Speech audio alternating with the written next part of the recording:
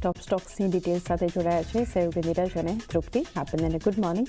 નીરજ, કયા સ્ટોક્સ પર આજે ફોકસ રહેશે? જી ગુડ મોર્નિંગ ચાંદની. અને ખાસ કરીને આના દિવસે સૌથી પહેલાં તો ટેક્સટાઇલ કંપનીઓની વાત કરી લઈએ. આજે અહીંયા તમને એક નેગેટિવ ટ્રેન્ડ જોવા મળી શકે છે, ખાસ કરીને કારણ કે જુઓ અહીંયાથી ગઈકાલે આપણને જાહેરાત આવતી જોવા મળી. યુએસ અને બાંગ્લાદેશ આ બંને વચ્ચે ટેરિફને લઈને ફરી પાછી આપણને વાત થતી જોવા મળી છે. અને યુએસે બાંગ્લાદેશ પર ટેરિફ ઘટાડ્યા છે. પહેલાં 20% હતા, જે ઘટાડીને અત્યારે 19% કર્યા છે. એટલે ભારતની પેરેલલ આવીને બાંગ્લાદેશનું ઇકોનોમી ઊભો રહેશે ઓવરઓલ એક્સપોર્ટને લઈને. પરંતુ એ સૌથી મહત્ત્વની જે વાત છે એ છે ખાસ કરીને કે અમુક વોલ્યુમ સુધી તેઓ જે રેડીમેડ ગાર્મેન્ટ છે કે ખાસ કરીને અપેરલ્સ છે એના પર તેઓ 0 ટેરિફ લગાડશે. હવે આનો વોલ્યુમ કઈ રીતે નક્કી કરવામાં આવશે? તો સામે બાંગ્લાદેશ યુએસ કોટન અને યુએસ મેનમેડ ફાઇબર જેટલું ખરીદશે એના સંતુલનમાં ખાસ એક વોલ્યુમ નક્કી કરવામાં આવશે અને વોલ્યુમ પર 0 ટેરિફ લગાડવામાં આવશે એવી એક ડીલ અહીંયાથી થતી જોવા મળી છે.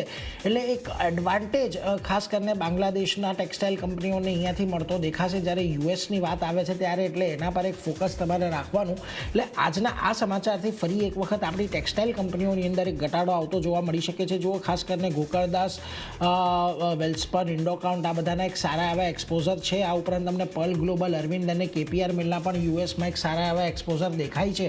હવે જો અહીંયાથી એમની એક ઇનિશિયલ જે એક મોટો વોલ્યુમ પર જો ખાસ કરીને 0 ટેરિફ પર થતો જોવા મળે છે તો ચોક્કસથી આ બધી કંપનીઓ પર આજના દિવસે તમને અસર આવતી જોવા મળશે. અને આજના દિવસે અહીંયા આખા સેક્ટરની અંદર એક આપણને દબાણ આવતું જોવા મળી શકે છે. એટલે ટેક્સટાઇલ કંપનીઓ પર તમારે ખાસ અહીંયાથી નજર રાખવાની છે. આજના દિવસે એક ઘટાડા તરફી કારોબાર તમને આની અંદર જોવા મળી શકે છે. એટલે એના પર તો સૌથી પહેલાં નજર રાખજો. આ ઉપરાંત આજે ઘણા બધા પરિણામો આપણને આવ્યા છે. એમાંથી ખાસ કરીને સૌથી પહેલાં વાત કરી લઈએ ઓરબિંદો ફાર્માની.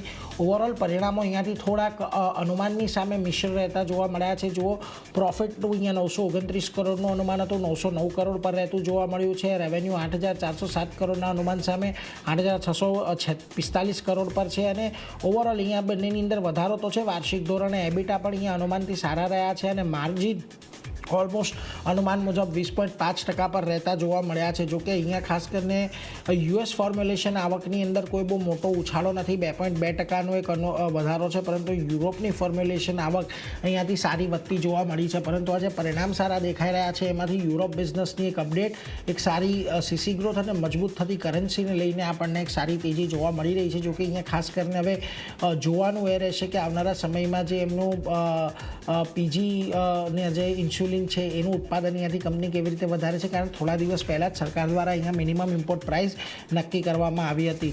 એટલા માટે જુઓ હવે સિટી અહીંયાથી થોડુંક સેલકોલ આપી રહ્યું છે, 1010ના ટાર્ગેટ અહીંયાથી આપી રહ્યું છે. એમનું કહેવું છે કે યુએસ જેનરિક બિઝનેસ અહીંયાથી નબળો રહેતો જોવા મળ્યો છે અને નજીકના ભવિષ્યની અંદર અહીંયા કોઈ બહુ મોટા સંકેતો નથી. એટલે એના પર તમારે ખાસ કરીને નજર રાખવાની છે. બીજી તરફ તમે આવો હવે બીએસસીના પરિણામો પર. આજના દિવસે અહીંયા પણ એક સારા પરિણામો આવ્યા છે. ક્વાર્ટર બેઝિસ પર આવકની અંદર વધારો છે, 1244 કરોડ પર રહેતી જોવા મળી છે. નફો પણ અહીંયા 557 કરોડથી વધીને 597 કરોડ પર રહ્યા છે. એબિટામાં એક ઉછાળો છે ને માર્જિનની અંદર થોડુંક દબાણ છે, 64.6%થી ઘટીને 62.5% પર. પરંતુ એક મજબૂત પરિણામો તમને ટોપલાઇનની અંદર જોવા મળી રહ્યા છે. વેલ અહીંયા ઇક્વિટી વાયદામાં દૈનિક ટર્નઓવર 169 ટ્રિલિયન પર પહોંચ્યું છે. ઇક્વિટી કેશનું સરેરાશ દૈનિક ટર્નઓવર 76,039 મિલિયન પર પહોંચતું જોવા મળ્યું છે. અને ટ્રાન્ઝેક્શન અને ઇન્વેસ્ટમેન્ટ આવકમાં એક મજબૂત ઉછાળો છે. એટલે દરેક મોરચે અહીંયાથી બીએસસીના પરિણામો સારા છે. થોડુંક માર્જિનની અંદર એક ચિંતા છે. એટલા માટે જુઓ જેફરીઝ હોલ્ડ કોલ આપી રહ્યું છે, 3,050ના ટાર્ગેટ છે. નોમુરા અહીંયાથી બાય ટાર્ગેટ આપી રહ્યું છે 3,760ના લક્ષ્યાંક સાથે. અને યુબીએસ પણ 3,650ના લક્ષ્યાંક સાથે ખરીદારીના જ લક્ષ્યાંક આપતું દેખાઈ રહ્યું છે. એટલે એના પર ખાસ કરીને ધ્યાન રાખજો. એક મજબૂત પરિણામો છે, માર્જિનની અંદર થોડીક ચિંતા છે. એટલે એના પર એક ફોકસ ખાસ કરીને રાખવાનો રહેશે. બીજી તરફ બાટાના પરિણામો આવતા જોવા મળ્યા છે. સારા પરિણામો છે, 12.8% જેટલો નફો વધ્યો છે. આવકની અંદર 3%નો ઉછાળો છે. એબિટા લગભગ 6.5% વધ્યા છે. માર્જિન 21.1%થી વધીને 22.4% પર છે. એટલે દરેક મોરચે અહીંયા એક સારો ગ્રોથ વાર્ષિક ધોરણે બાટાએ દર્શાવ્યો છે. એટલે આજના દિવસે તમને અહીંયા પણ એક પોઝિટિવિટી સાથેની અસર જોવા મળી શકે છે. આવો આ ઉપરાંત તમારે નવીન ફ્લોરિન પર ખૂબ સારો પરિણામો અહીંયા છે. 83 કરોડથી નફો ઓલમોસ્ટ ડબલ થઈને 185 કરોડ પર પહોંચતો જોવા મળ્યો છે. રેવન્યુમાં રેવન્યુમાં 47% એક જોરદાર વધારો છે. એબિટા પણ જુઓ ઓલમોસ્ટ ડબલ થયા છે, 147 કરોડથી વધીને 307 કરોડ પર એબિટા છે. માર્જિન 24.3%થી વધીને 34.4% પર છે. એટલે દરેક મોરચે તમને નવીન ફ્લોરિનના પરિણામો પણ એક મજબૂતી આજના દિવસે દર્શાવી રહ્યા છે. અને આ ગ્રોથને પગલે આપણને આજે તેજી જોવા મળી શકે છે. બ્રોકરેજીસ પણ જુઓ મોટેભાગે અહીંયાથી આપણને પોઝિટિવ છે. જેફરીઝ બાયકોલ સાથે 7800, નોવામાં બાયકોલ સાથે 7653, યુબીએસ બાયકોલ સાથે 7800ના ટાર્ગેટ આપી રહ્યું છે. એકમાત્ર સિટી અહીંયાથી સેલ કોલ સાથે 5500ના ટાર્ગેટ આપી રહ્યું છે. એટલે ખાસ કરીને આજના દિવસે નવીન ફ્લોરિનમાં પણ તમને એક સારી તેજી સાથેનું કામકાજ જોવા મળશે. આ ઉપરાંત તમારે રામકો સિમેન્ટના પણ પરિણામો આવ્યા છે. આ પરિણામો પણ ઘણા સારા રહેતા જોવા મળ્યા છે. પ્રોફિટ જુઓ 182 કરોડથી વધીને 385 કરોડ, એટલે ડબલ થતો જોવા મળ્યો છે. જોકે રેવન્યુમાં 6.2%નો વધારો છે. એબિટા અહીંયા 279 કરોડ પર ફ્લેટ રહ્યા છે અને માર્જિનની અંદર 14%થી ઘટીને 13.3% પર છે. એટલે પ્રોફિટમાં કોઈ એકવારના મોટા લાભની અહીંયાથી ખાસ કરીને જોગવાઈ હશે, જેને કારણે પ્રોફિટ આટલો મોટો દેખાઈ રહ્યો છે. પરંતુ ઓવરઓલ રેવન્યુ, એબિટા અને માર્જિન જુઓ તમને અહીંયાથી બહુ કોઈ મોટો ઉછાળો તમને અહીંયા જોવા નથી મળી રહ્યો. એટલા માટે જુઓ CLSA અહીંયાથી અંડર પરફોર્મ પર ડાઉનગ્રેડ કર્યું છે અને 890ના લક્ષ્યાંક અહીંયાથી આવતું જોવા મળ્યું છે. અને ખાસ કરીને એમનું કહેવું છે કે Q3 અહીંયાથી નબળું રહેતું જોવા મળ્યું છે. ખાસ કરીને વોલ્યુમ અને પ્રોફિટેબિલિટી અહીંયાથી ઘટતી જોવા મળી છે. એટલે એના પર એક ફોકસ તમે રાખજો. ખાસ કરીને આટલા બધા સ્ટોક્સ છે જેના પર નજર રાખવાની છે. ટેક્સટાઇલ કંપનીઓ પર આજે ફોકસ રહેશે. ઓર્બિંદો, BSC, રેમકો સિમેન્ટ્સ આજના દિવસે તમને એક્શનમાં રહેતા દેખાઈ શકે છે. પરંતુ અન્ય પણ ઘણા બધા સ્ટોક્સ તૃપ્તિ, ખાસ તમારી ક્યાં નજર? નીરજ, હું શરૂઆત ખાસ કરીને રિઝલ્ટથી કરીશ. તો આપણે જોઈ રહ્યા છીએ કે GSFCના અહીંયા ખૂબ જ એક પોઝિટિવ નંબર્સ આપણે સમક્ષ આવતા અહીંયા જોવા મળી રહ્યા છે. QQ વાર્ષિક ધોરણે અહીંયા Q3ના નંબર્સ છે. અહીંયા નફાના ફ્રન્ટ પર નજર કરશું તો લગભગ અહીંયા આપણને 18%નો એક સારો એવો ગ્રોથ અહીંયા જોવા મળી રહ્યો છે.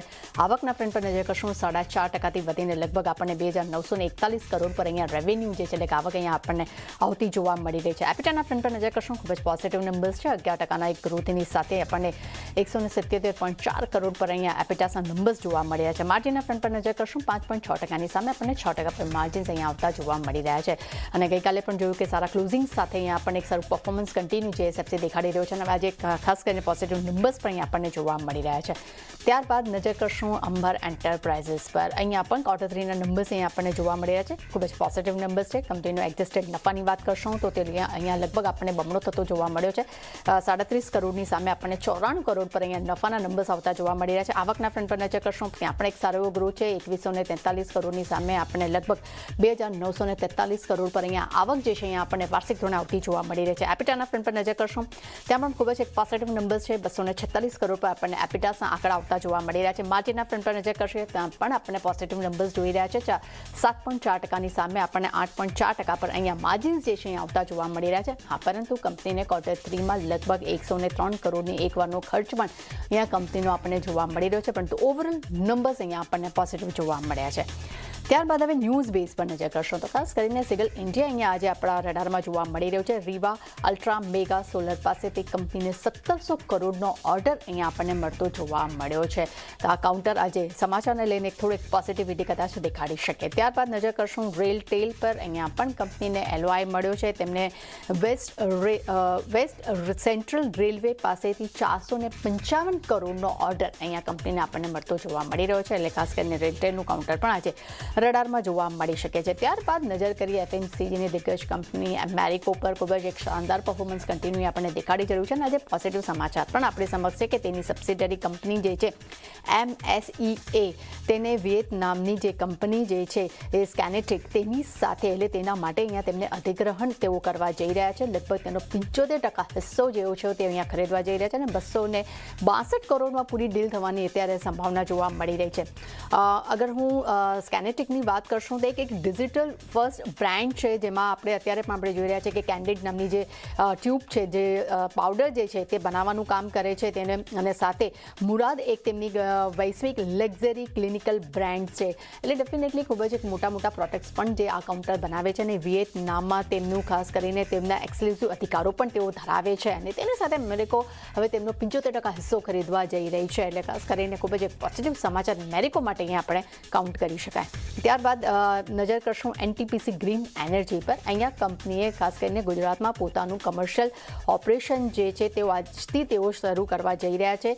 ખાવડા 1 સોલર પીવી પ્રોજેક્ટ માટે 11મા ભાગનો જે હિસ્સો છે તેનું અહીંયા તેઓ કમર્શિયલ ઓપરેશન જે છે તે શરૂ કરશે. એટલે આ પણ એક આપણે અહીંયા પોઝિટિવ ગ્રીન ઝોનમાં કાઉન્ટરને ગણી શકાય. ત્યારબાદ નજર કરશું ગ્રેવિટા પર. અહીંયા કંપનીએ કરાર કર્યા છે. તેમને અધિગ્રહણ માટે અહીંયા કંપનીએ કરાર કર્યા છે. તેમને રાષ્ટ્રીય મેટલ ઇન્ડસ્ટ્રીઝમાં અમુક હિસ્સો ખરીદવા માટે તેમને અહીંયા કરાર કર્યા છે અને લગભગ કંપની જે છે તેમને 565 કરોડમાં તેમને બાઇન્ડિંગ ટર્મ સેટ અહીંયા કર્યા છે. એટલે કે આ કરાર કરવાના પણ અમુક પ્રકારના એમને એક નિયમો રાખ્યા છે અને તબક્કાવાર અહીંયા જે છે તેને ખાસ કરીને પૂરી ડીલ જે છે ખતમ કરવામાં આવશે. અને ખાસ કરીને એ પણ જણાવ્યું હતું કે આ રાષ્ટ્રીય મેટલ ઇન્ડસ્ટ્રી જે છે તે કોપર રિસાયકલિંગનું અહીંયા કામ કરે છે. અને આ અધિગ્રહણ બાદ એમ કહી શકાશે કે ખાસ કરીને ગ્રેવિટાની જે છે તેની કોપર રિસાયકલિંગ બિઝનેસમાં તેમનું જે વિસ્તરણ જે છે એક મોટા પ્રમાણમાં થઈ શકે છે. એક અગત્યનું પગલું આપણે આ અધિગ્રહણને ગણી શકાય છે. એટલે આ કાઉન્ટર પણ ખાસ નજરમાં રાખવાનું રહેશે. ત્યારબાદ નજર કરશું એ છે ઇન્ડિગો રેમેડાઇઝ. અહીંયા કંપની અહીંયા થોડાક નેગેટિવ સમાચાર કહી શકાય કે મહારાષ્ટ્ર રાજ્ય સરકારે 8 ફેબ્રુઆરીએ યુનિટમાં તેમની તપાસ હાથ ધરી હતી. કંપનીને બધા જ કંપનીએ પોતાના જરૂરિયાત દસ્તાવેજો છે તે તેમને સોંપ્યા છે. એટલે ખાસ કરીને આ કાઉન્ટર પણ અહીંયા જોવાનું રહેશે કે હવે આજે કેવી રીતે રિએક્શન આપે છે. ગઈકાલે પણ આપણને રેડ ઝોનમાં બંધ થતું જોવા મળ્યું હતું. એટલે ચાની ડેફિનેટલી આજે ટેક્સટાઇલ સેક્ટર તો ફોકસમાં રહેશે. એ સિવાય જેટલા પણ ન્યૂઝ બેઝ છે અને રિઝલ્ટ જે આવ્યા છે દરેક પર પણ આજે ધ્યાન રાખવાનું રહેશે. આ બધા સ્ટોક્સ અને સેક્ટર્સ ફોકસમાં રાખીશું. નીરજ અને તૃપ્તિ, આપ બધાનો આભાર અમારી સાથે જોડાઈને.